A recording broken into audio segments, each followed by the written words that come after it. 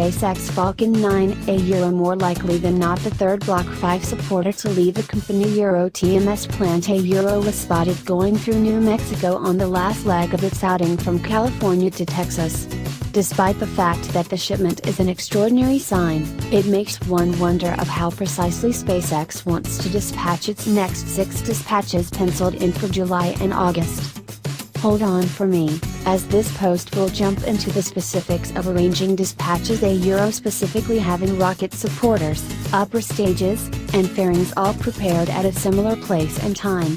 On a very basic level, the investigation that takes after proposes two principal conceivable outcomes. 1. A few of those July-August dispatches should be postponed for supporter accessibility, or 2. The first, and maybe second, genuinely fast reuse of Falcon 9 Block 5 sponsors will happen before some revered TMS end. In the wake of leading routine static fire testing in McGregor, the promoter spotted on Monday B-1048 will probably be transported west to Vandenberg Air Force Base for the principal West Drift Block 5 dispatch in mid-July.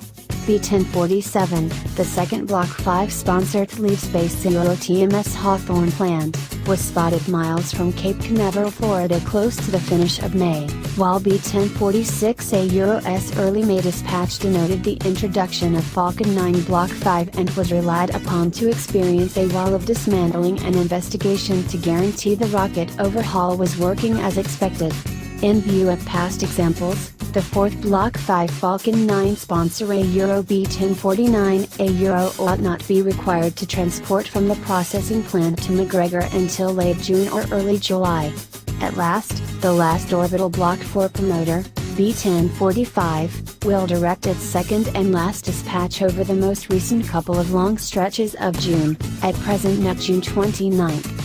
Put essentially, B-1049 is probably not going to touch base at its first dispatch site until mid or late July and would thus be able to be removed from the July running.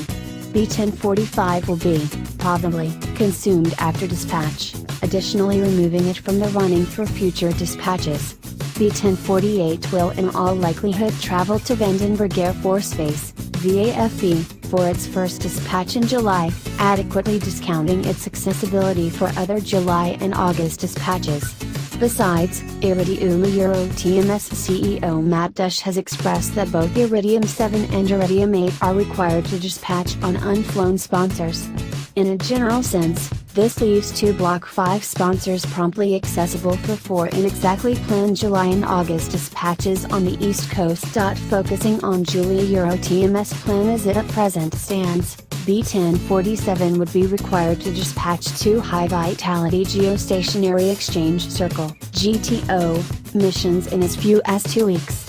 The idea of automaton transport recuperations would cut the time accessible between the booster TMS comeback to port and its second static fire to maybe 5-10 days. At the end of the day, there would be no time at all for repair, in any event, contrasted with the current planned record of B-1045, around 70 days between dispatches. Everything considered, 2 dispatches of a similar supporter in well under multi-month would be a demonstration of heroics, given that B-1047 TMS first dispatch will be the second or third since forever trip of Falcon 9 Block 5. A broad move up to the revered rocket expected to make it very reusable and similarly dependable. Block 5 is the finish of the greater part a time of experience propelling a wide exhibit of Falcon 9 adaptations and 56 add up to dispatches. While I would put the chances of a sub-multi-day consecutive reflight happening under 2 months from now at possibly 10%, my chances for the following 6 to 9 months are more like 95%. Recollect, Musk set SpaceX the objective of 2 flights of a similar supporter in 24 hours before the finish of 2019. It might sound crazy, yet it actually was what Block 5 was intended to empower. In spite of the fact that postponements are more plausible here, the option is a really wild thrill ride of dispatches and notable reusable rocket points of reference. Fingers crossed.